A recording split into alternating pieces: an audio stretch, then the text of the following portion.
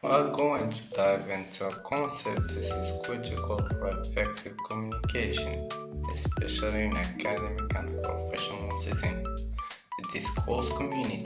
It might sound complex, but at its heart is about recognizing how different groups of people communicate based on shared goals. We'll be exploring shared language, values, and objectives that bind these groups together. By the end of this presentation, you'll have the tools to analyze any community you enter, from university major to a professional workplace.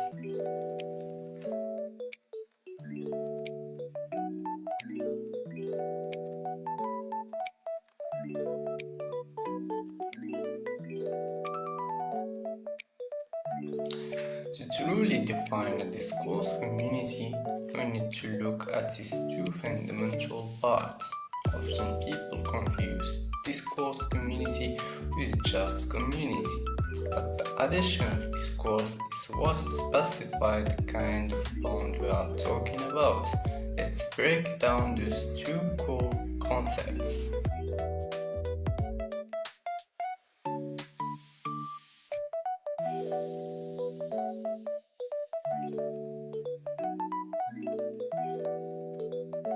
First, we have community. This is the group of people themselves. They might be local, like people in the neighborhood, or they might simply share similar values and beliefs, which emerge through their interaction. They have shared expectations about behavior and rules.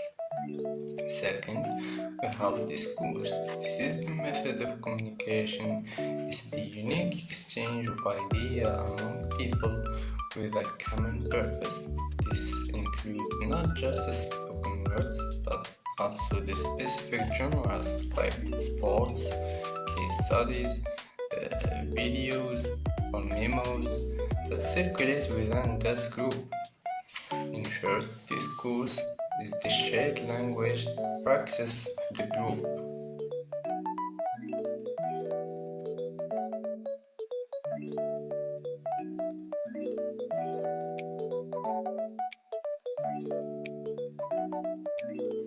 When you put those two halves together, a discourse community is formally defined as a group with a shared customs, practice, disciplines, beliefs, assumptions, goals, and values.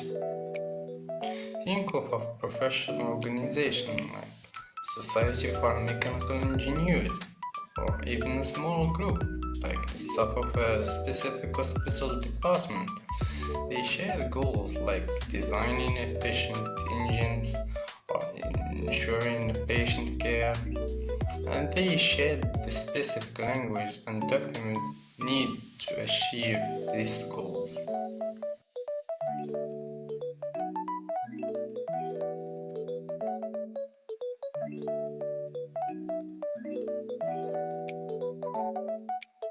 To confirm if a group is truly discourse community, look for these three key characteristics.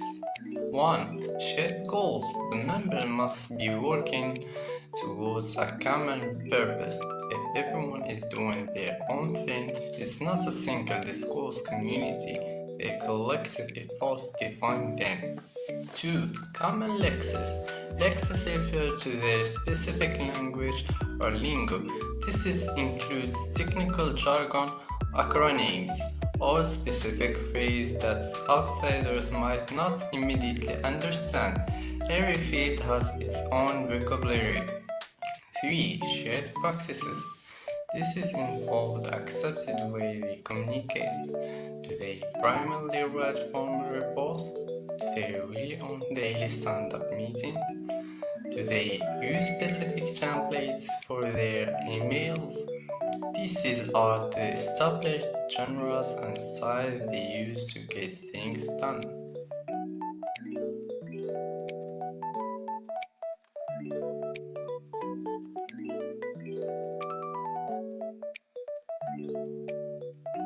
It's easy to assume that all members of discourse community must be friends or always agree with each other.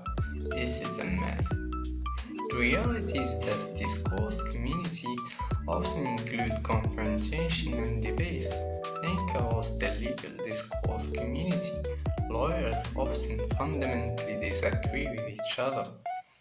Or think about the political discourse community, where two parties constantly argue.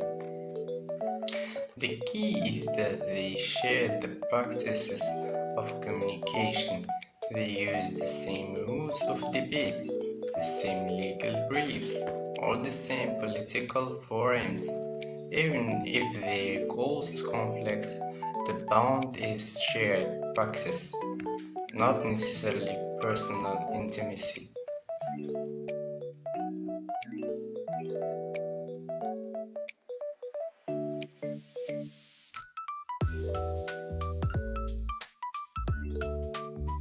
Discourse communities fall into two general types.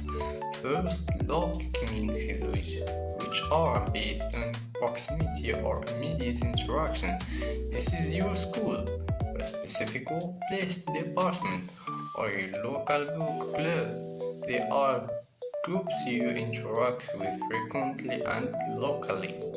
Second, focal communities, which are unified by shared interests or profession, regardless of where they live. This is the community of academic in a specific field, like accounting, or the certified project manager across the world. The rise of internet has made the focal communities increasingly important. They allow people with a highly specialized interests to connect instantly.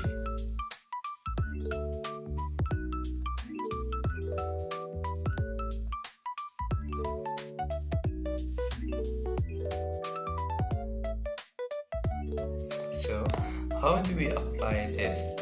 When you enter a new environment, be it a new job, a new class, or a new volunteer group, you need to map its communication. We are going to look at the 6 essential questions you must ask to understand the discourse and effectively contribute to it.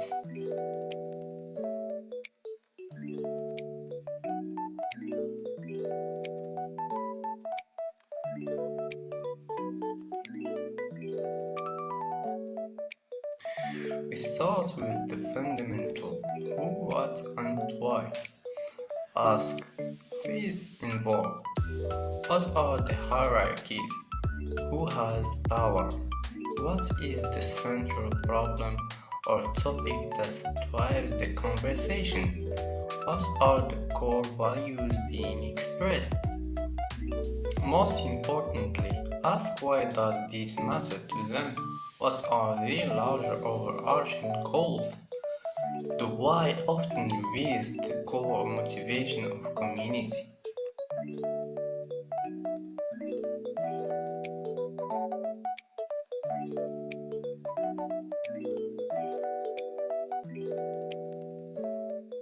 Next, we move into the mechanics of communication: how, where, and when. Ask, how do they communicate? This is crucial. What specific genres like the quarterly engineer reports, the policy memo, or the lab notebook are used?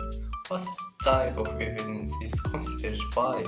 Is it data, personal testimony, legal precedents?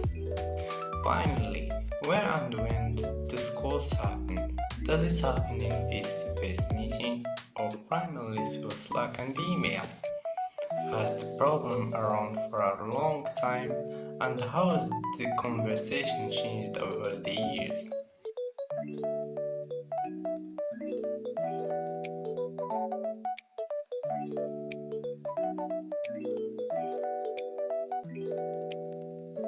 This exercise isn't just academic, it's practical.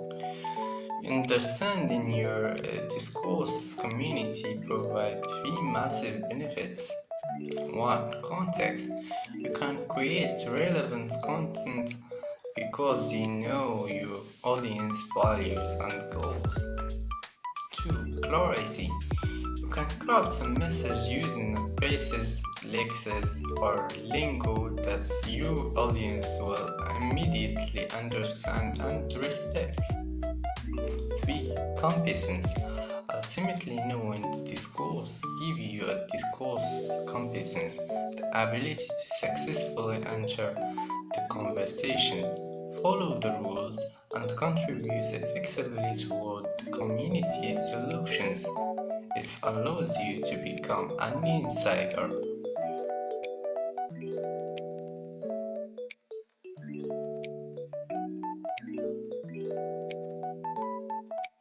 That concludes our overview of discourse communities.